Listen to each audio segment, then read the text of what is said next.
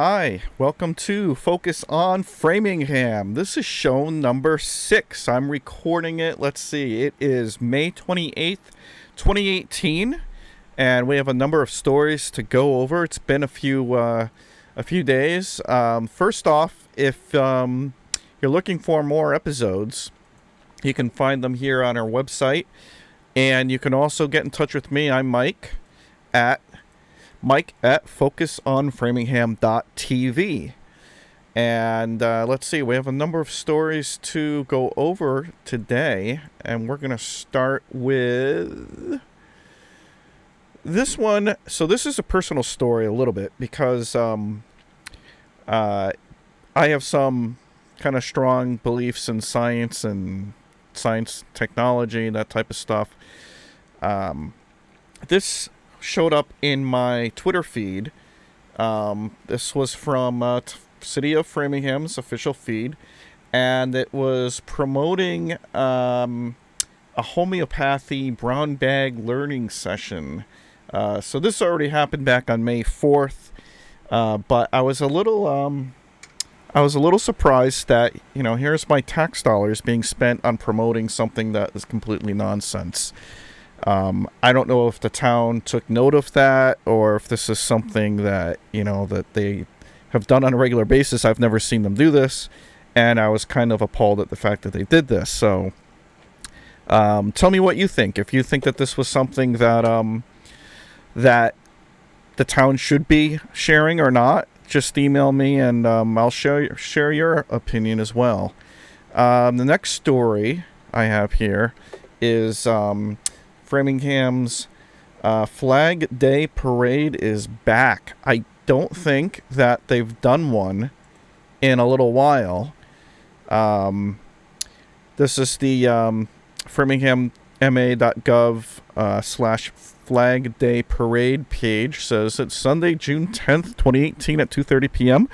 Join us for the 2018 Flag Day Parade. We will unite to honor our men and women serving in the armed forces and our veterans. Celebrating our men and women is an opportunity where we can work together. We unite to become a stronger community.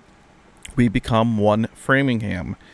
And then there's a note here from Mayor Spicer. It is with great pleasure that we reestablished the Flag Day Parade in the city of Framingham. The Flag Day Parade is a symbol of appreciation for those that are serving our country, our veterans, and their families, because we all know freedom is not free, said Mayor Yvonne M. Spicer.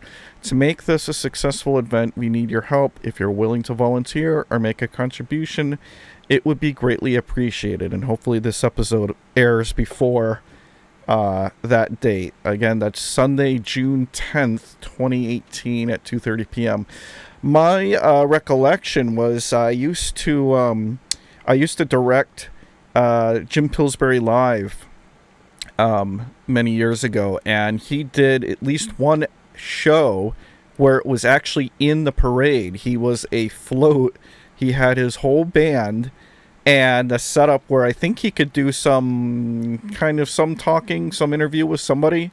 And we directed the whole thing, and it went to air later that night, I believe, or the very next day. I think it was a Sunday.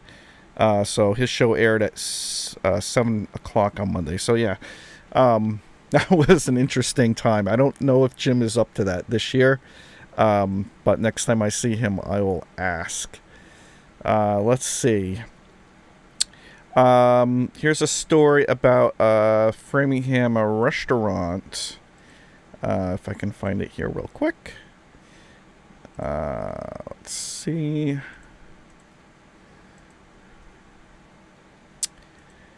Just give me a moment here. Here we go. Framingham restaurant given a 5-day liquor license suspension. This is from Framingham Source.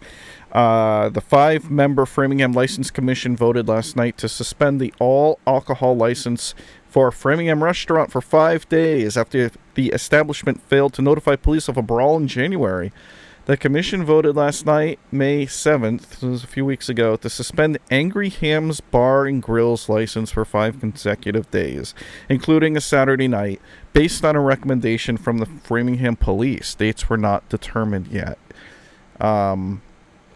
This is the second violation for the restaurant in 2 years. I guess Susan Petroni was able to see that in 2016 that the restaurant was served a suspension for serving an underage individual. Because it's the second violation, the restaurant's management will now need to attend monthly meetings with the police. I think she says with the police.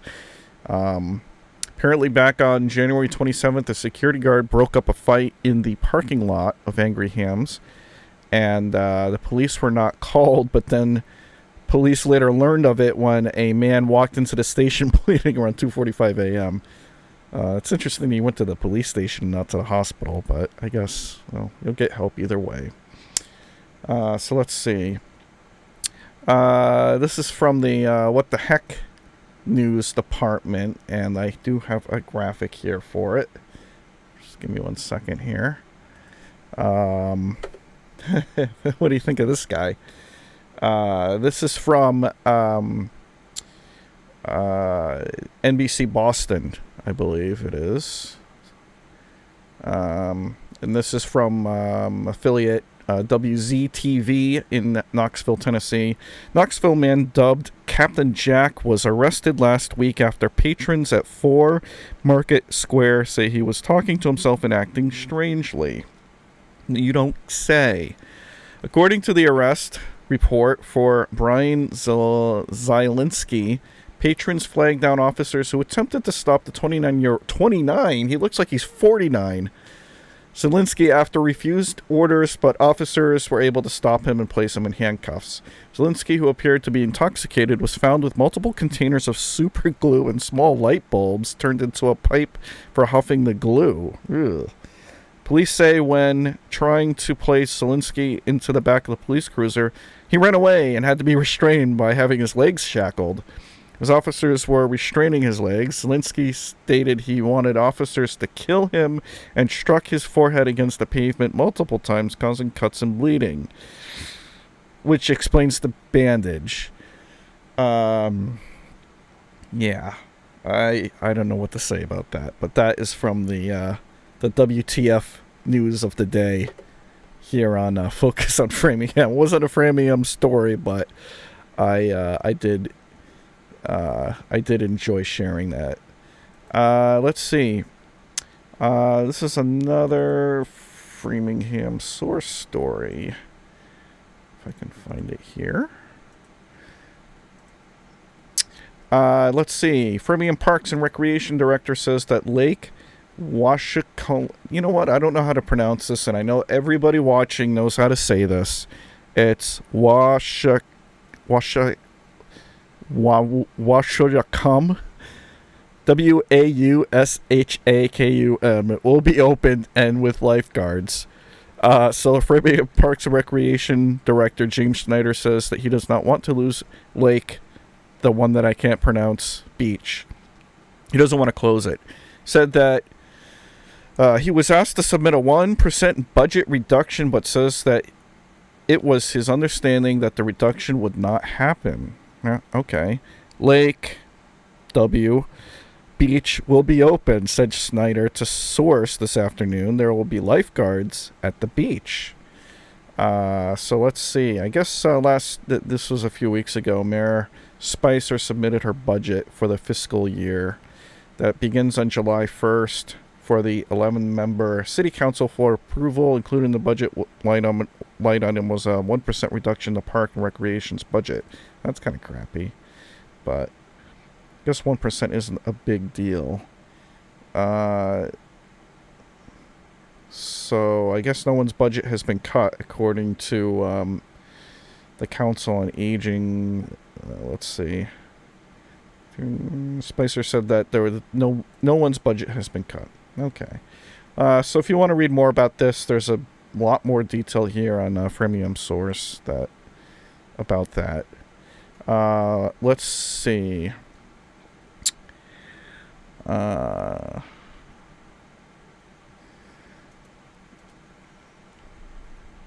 Framingham wins back-to-back drinking water awards. How about that?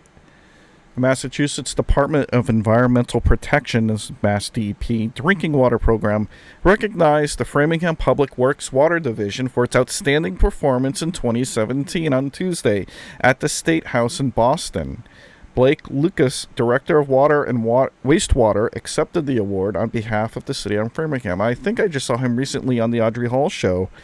So if you are a AFTV fan and you know your other public access shows, I'd check that out for a good interview with him. Framingham's awards, let's see.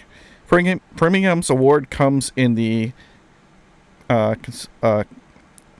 consecutive system category of the 2018 Water Public System Awards program. Okay. This is the second consecutive year that Framingham's department has won the award. So I guess that I'm not exactly sure why they won the award. Maybe it's just the quality of the water or the way they manage it. It doesn't really say here, or maybe I missed the whole point, but figured I'd mention that. Let's see. There's a bear crawling around. This was a couple weeks ago, and I think I do have a graphic for it here. Somebody submitted this to Framingham Source there. I guess that was in their backyard. This is up in the Pinewood, Saxonville area, Framingham. Let's see if I can find a bear spotted in Framingham. So this I think was only reported by Framingham Source. But a resident reported this bear in the Water Street neighborhood. Pinewood Drive resident reported that the bear spent about 30 minutes in her yard and took down a bird feeder.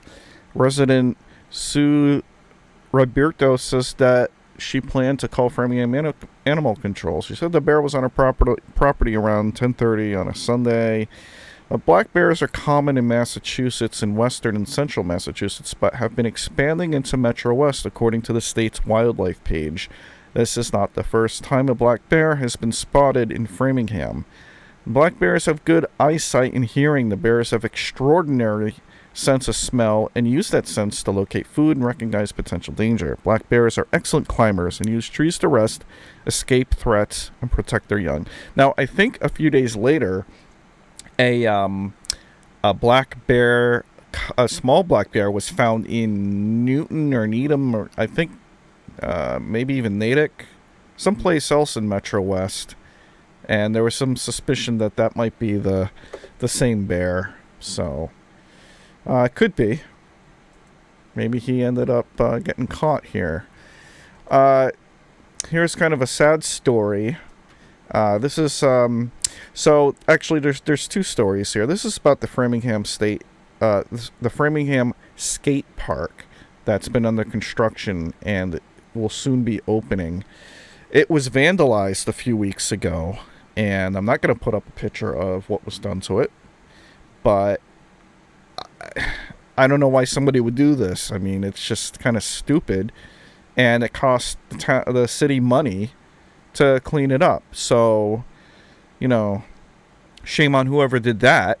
I don't know if anybody was ever caught or anything. Hopefully they set up some surveillance camera there so that they can catch this in the future, because it might become a target of vandalism.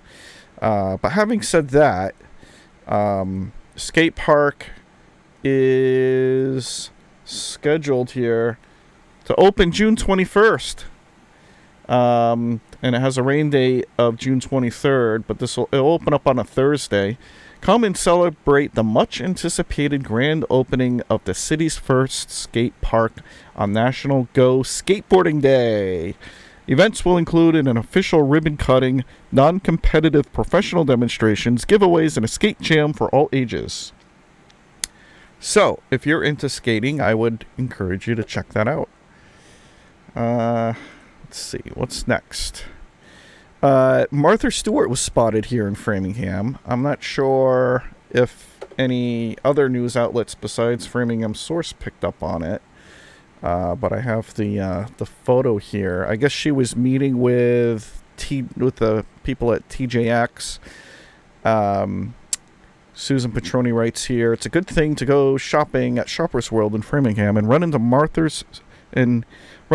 Stewart. At least it was for Framingham resident Susan Marshall, who said that she always wanted to meet Stewart. The lifestyle expert and celebrity has been seen today on May 16th. That's not a few days ago. Shoppers World at the TJX owned HomeSense. Stewart was later at TJX headquarters in Framingham. There's a possibility that Stewart will be working to get her line into the TJX-owned stores. How about that? Framingham baker and entrepreneur Jack Goldberg made cupcakes for Stewart and her team. How about that? Each Martha Stewart representative, including Martha, received 6 cupcakes. 3 had the Martha Stewart logo on them, made out of colored chocolate, and 3 had buttercream roses, said Goldberg, who owns Cakes by J&J. It was an honor to have someone who has so much experience in the field of entertaining think that my cupcakes look fantastic, said Goldberg. Oh, that's nice. And there's the picture of, I believe that would be the woman that ran into her, Susan Marshall. So that's kind of cool. What else? Framingham store is closing, and I don't know how much of a big deal this is. This is also from Framingham source. Downtown Framingham store is closing later this month. Located at the corner of routes 135 and 126, the 7-Eleven store is closing on May 23rd. And that would have been a week ago. So I guess the store is open 24 hours a day, but now it's gone. Owned by Belmont Realty Trust in Reading. It's unknown at this time if a new store will locate at the Waverly Street address or if the building is being sold.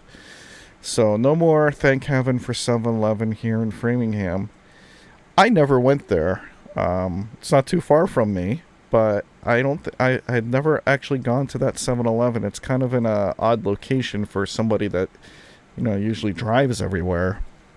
It's more of a foot traffic type of place to go in. One more story here. This was about Framingham broadcaster. I think I have his photo here. And this one kind of hits a little close to home because as the husband of an immigrant, I can understand how scary this whole thing might be. A Framingham broadcaster released from immigration custody. Framingham radio host who was arrested in Stoughton in April and was being held for deportation has been released, according to Reed A. Brasilla, the radio host and journalist Eduardo Oliveira. Fraley Brass, a very popular radio host at the Reed A.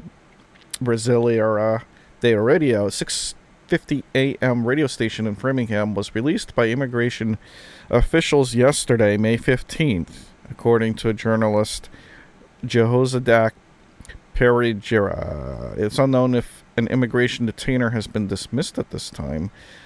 Brass was pulled over in Stoughton by Stoughton police, arrested and charged with an unlicensed operation of a motor vehicle. According to Stoughton police, he was released on bail. As you can see here, it looks like he's got a family, and it would be really, really sad. He's been in the United States since 2005. He's married. His wife is expecting the couple's 4th child. They now live in Stoughton. I'm really hoping that they can work this out. This is the kind of guy. He's one of the most admired radio talk show hosts on the radio station. He's an active member of the Catholic community, said Framingham City Councilor Margaret Shepard back in April. Again, this is a Framingham source article. According to friends, he was stopped on his way to the Brazilian bakery in Stoughton. Stoughton police ran his license plate and made an arrest. He came to America from Brazil at age 18. He's not a U.S. citizen. Has been in the United States for at least a dozen years. I hope that things get worked out for him because it's really, really, really, really crappy to separate families like that. So lastly, before we go to a break, If you have kids in the school system here in Framingham, you might get emails from their mailing list here. This is from Robert Tremblay, the superintendent of schools, and he sent this email out about something that I've never heard of, but apparently there's a Netflix series called 13 Reasons Why. And he writes, "Dear Framingham families, the Netflix series 13 Reasons Why Season 2 is available for viewing today, May 18th, 2018, a few days ago. It is expected to be as intense and popular with young people as Season 1, which many watched without adult knowledge or presence. Like Season 1, Season 2 deals with mature themes including a suicide, date rape, bullying and harassment, alcohol and drug use, and extreme violence. The intense graphic portrayal of these difficult issues involving youth present both the risk of triggering harmful behaviors among some vulnerable youth, as well as the opportunity for adults to engage in meaningful and supportive discussions with youth about these issues." Really? Now, I would not let my kid watch this up until even the age 18. Once they're off to college, sure, but there's no reason a kid should be watching a show like this. This sounds highly inappropriate to begin with. Let's see. Mr. Tremblay, he encourages that you watch it with your kids, and gave some guidance from the National Association of School Psychologists. Ask them if they've heard of it, blah, blah, blah. School counselors, school psychologists, and social workers are available if you have any questions about how to support your children. In addition, you may find resources useful. And then he gives a bunch of, it's a very well-written email. I just don't see how kids would have access to this without the parents knowing. I suppose if they went to a friend's house and they saw it there, there might be a concern. But other than that, I don't see why anybody under the age of 18 should be seeing any show that deals with these themes, especially somebody in middle school or younger. I mean, that would just be completely inappropriate. So we're going to take a break now. I'm going to run a classic PSA that I found that really gets stuck in my head. And then we'll be back with some more stories here on Focus on Framingham. Again, if you want to see more episodes, you can go to focusonframingham.tv, or if you want to contact me, you can reach me at mike@focusonframingham.tv. Feel free to drop me a note if you just want to tell me, how the show looks, if you think that I could be doing better, if you have any advice. Feel free to send it on in. I would be more than happy to have any type of feedback. So we'll be back in a couple minutes here after a PSA break.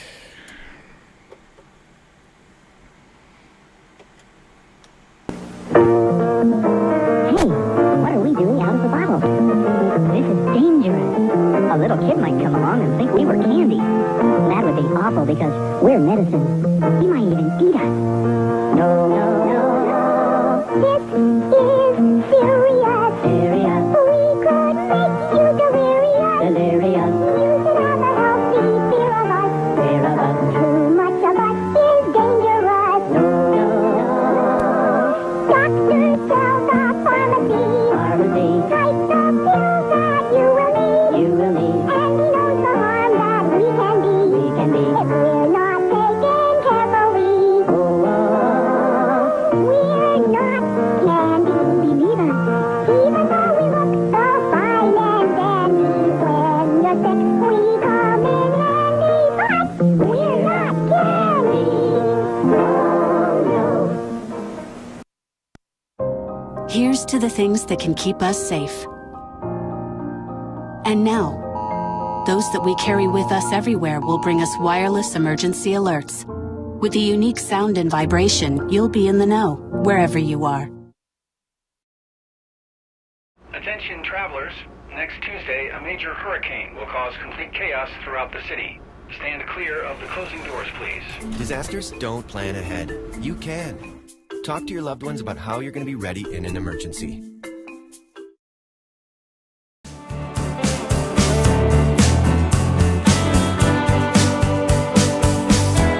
And we're back after the break here. We have just a couple more stories here to go over. Just jump right into it here. This is from the Metro West Daily News. Apparently, Framingham police were forced to decontaminate the station's cell block after a confirmed fentanyl infiltration on Monday afternoon. This would be the May 28th when we record this.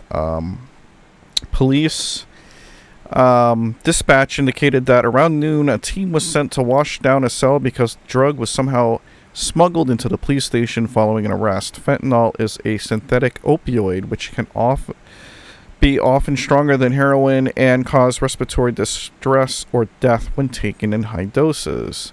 Police Lieutenant Patricia Gregas said that as of Monday evening, it is unclear how the drugs got into the station and the cell block. They found some drugs in one of the cells and they tested for, I think, a fentanyl mix, and because of that, we had to decontaminate the cell block, she said. Those held in custody of the police were evacuated and sent to adjacent facilities for a short period of time before returning to the cells in Framingham hours after the cleaning took place. So it sounds like everybody got to go on a little field trip because of this. Gregas says that it is unclear at this time how the drugs made it in past initial security and into the cell block. These matters are presently being investigated. So that sounds like a nice mess there. Let's see what else. And last story here is also from Metro West Daily News. Natick, a man who apparently just wanted to smell nice, is charged with shoplifting. Isaac Delgado, 36, was arrested Thursday after he allegedly tried to steal $326 worth of fragrances from the Lord & Taylor store at the Natick Mall. Sergeant Richard Vieira said Delgado told him at his booking he didn't have a home address because he was in between places right now. Well, when you're in between places, you gotta smell nice. Charges including shoplifting by concealment and removal of a theft detection device. He was due Friday in Natick District Court. Here's just a little bit of advice. You can get fragrances at Walmart real cheap, pay for them legally, and they smell just as good. Trust me. And with that, I think we'll wrap up today's show, or this week's show. This has been Focus on Framingham. I've been your host, Mike Cunningham. If you have any feedback, feel free to email me at mike@focusonframingham.tv. And you can check out our website, which actually goes to our YouTube channel for more episodes, focusonframingham.tv. Or if you missed the beginning of this one, you can go check that out. And we are on, I believe, Thursdays at 8:30 on Access Framingham. That's Channel 9 on Comcast, Channel 3 on RCN, and Channel 43 on Verizon Fios. And thanks for watching. We'll see you next week.